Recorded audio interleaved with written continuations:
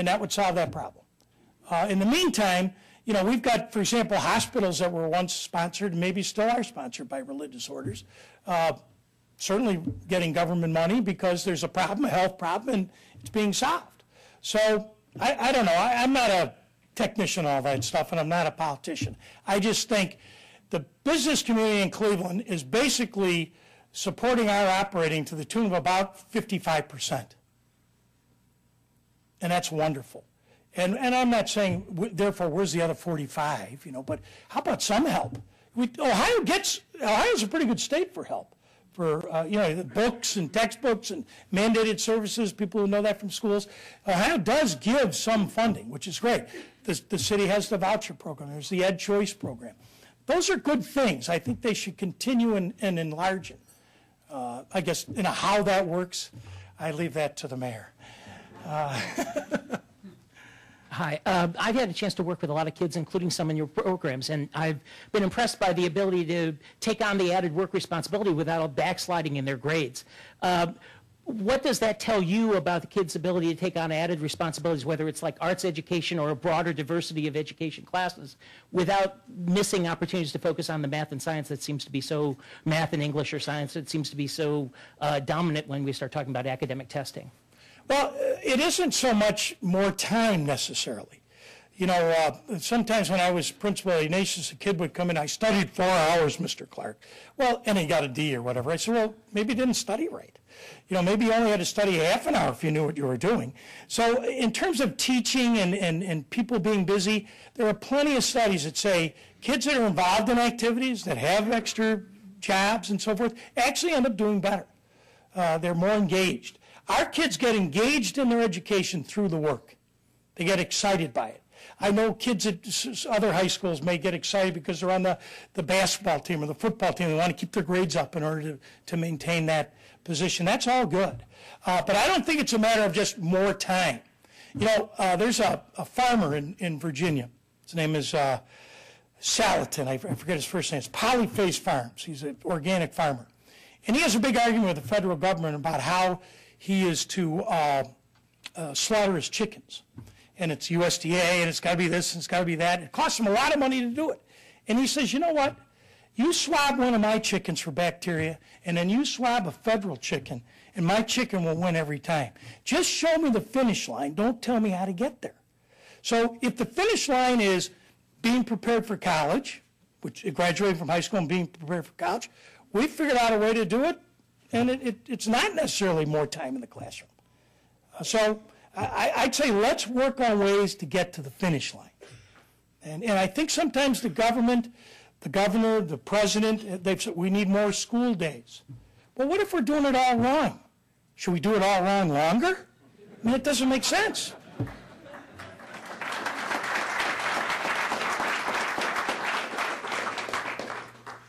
My name is Penn Behrens. I'm a student at ePrep School, and I have a message of appreciation, and it goes something like this. The image you created of revolution as the solution is very vivid, thanks in parts to Dayglow's good colors. Yes. I sit here recognizing that your message is a powerful one of call to action and hope, much like that sign may have appeared to the people in that community at that time. Thank you. Thank you.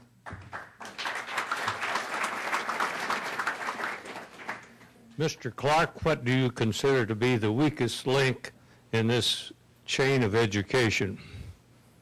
Wow. The weakest link.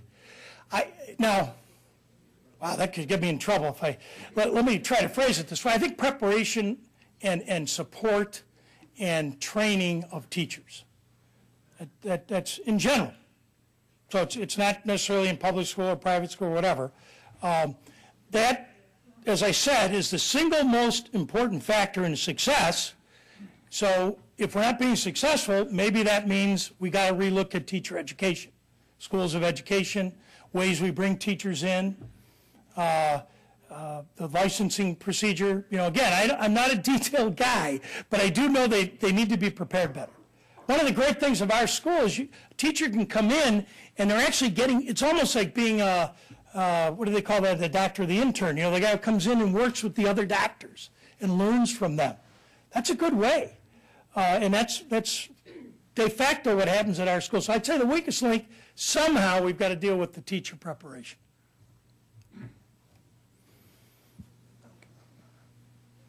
Actually enjoyed your speech. My wife has a better question than I did. Number one, the curriculum in today's high schools. How would you change it? For example, when I was growing up, there were technical schools and college prep was a smaller portion of that. Today, you see very little of the technical. That's what I mean by curriculum. Okay. Well, again, the reality of today's world is we need post-secondary education. Now, that isn't necessarily a four-year college, for example.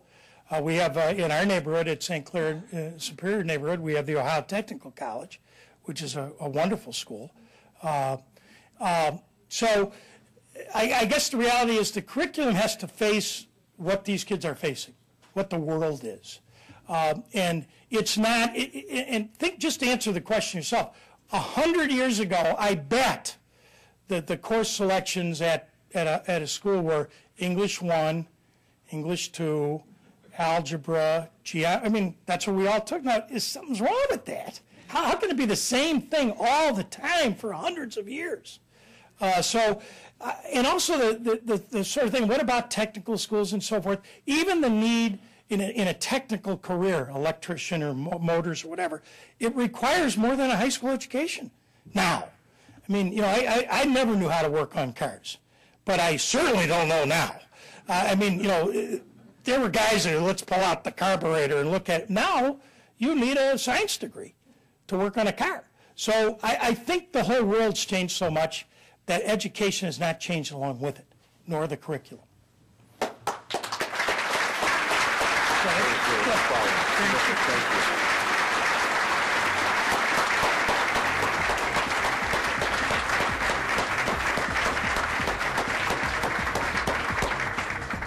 Thank you, Richard, for those inspiring comments in your discussion on education and the importance for reform. I'm reminded, I think it was maybe Albert Einstein said, you know, insanity, the definition of insanity is keep doing the same thing over and over again, expecting the same results. And I'm not sure we haven't had collective insanity in the world of education.